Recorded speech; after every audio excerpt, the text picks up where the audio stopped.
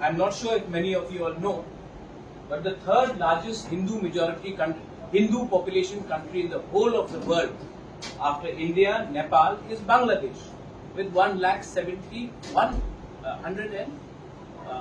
70 lakhs. Now it may be very less for Bangladesh, but where Mizoram the population is 12 lakhs, Meghalaya is 24 lakhs, Tripura population is 15 lakhs. In Garo Hills, you are already in problem in Mahendraganj, Mehndi Pathar side. In Jaintia Hills, I have so many of my Jaintia brothers and sisters. I know what is happening. I know how the people are walking in. And we have open borders with Bangladesh. Right now, Bangladesh is in problem.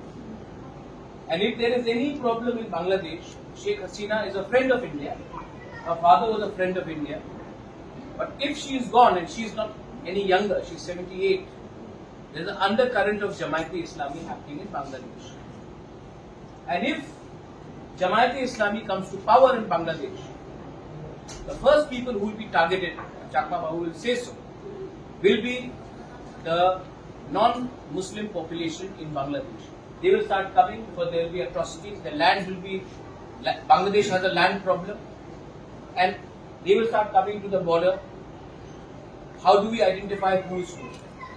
There is pressure. 1971 will again happen. And vote bank politics means the tribals of Northeast do not have enough numbers to even influence our own state like Assam. How will you influence the rest of India?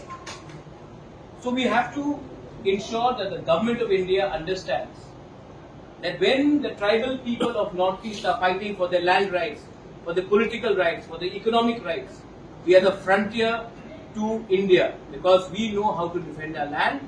We are the indigenous people, and if you can protect us, you are protecting India.